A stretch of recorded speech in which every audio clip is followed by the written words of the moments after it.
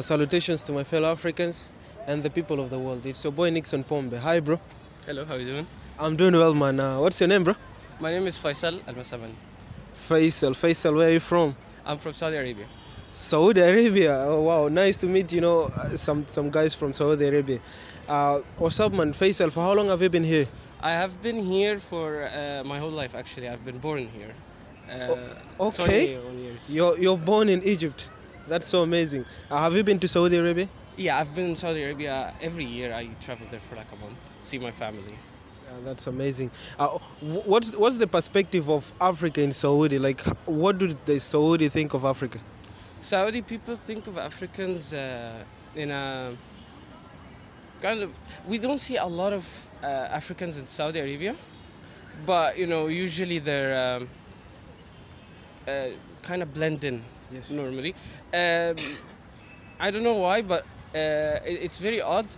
Most Africans in Saudi Arabia either know Arabic really well or know English really well. Yes, So yes. because of this, and because usually Saudi Arabians know English very well, because usually a lot of workers come from outside Saudi Arabia.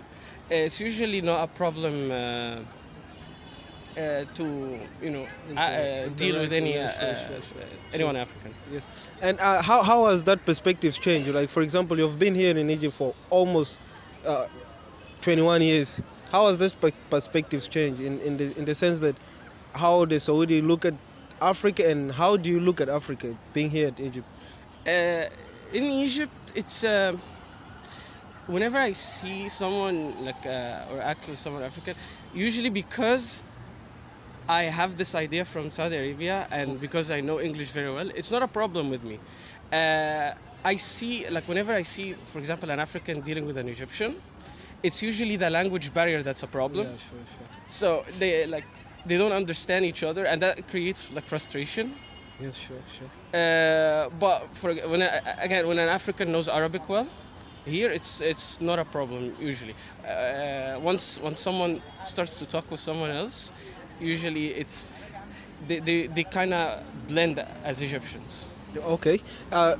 Finally, Faisal, Saudi is doing very well. The economy, if you look at the GDP, is really very well. Yeah. What do you think, like, you guys have done better? Like, where is, I don't know how to put it, but where do you think is, the point whereby you guys did well, The point where we discovered oil. Okay, well, a serious answer is that also about oil is that Saudi Arabia discovered that, or started, realizing that oil is finite and it will run out, and it started early to expand other sources of income, especially tourism. Okay. Started marketing like the new city, the new futuristic city, expanding because Saudi Arabia has religious travels because of Yeah. Mecca and Medina. Started expanding these industries and creating more ease of travel when it comes to religious tourism. Also advancing in technology to sure. make processes and making bureaucracy easier and more convenient. That's like the biggest thing. And it started also caring more about its citizens.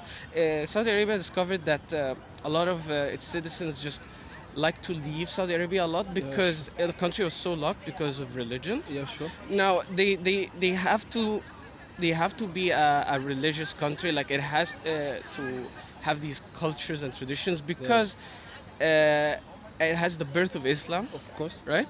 Yes. But at the same time, it kind of eased up.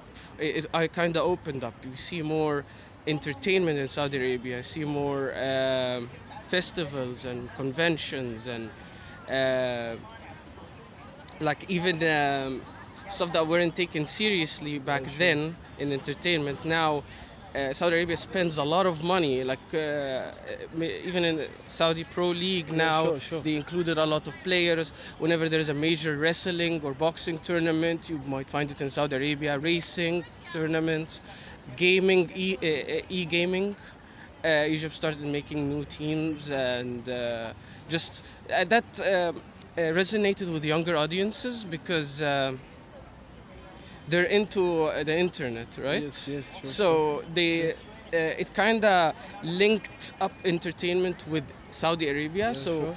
created a lot of bond, and people don't like Saudi Arabians don't want to leave Saudi Arabia. They just leave to travel to see other countries and then go back. They much prefer living in Saudi Arabia, which means more working class in Saudi Arabia, which increased profits. in Saudi Arabia. That's amazing, Faisal. Now, for like your advice to some African countries that have oil and they're still not doing well, the economy is not doing well, what will you advise them?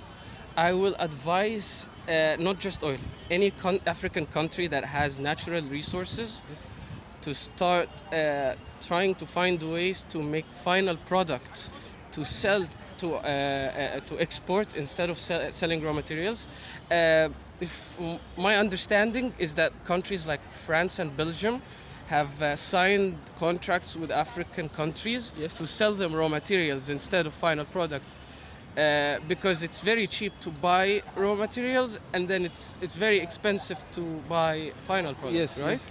yes. These countries are in a problem, and they have to fight a very ugly battle where they have to get rid of these contracts. They have to withstand a lot of economic hardship to finally start manufacturing products and then exporting them.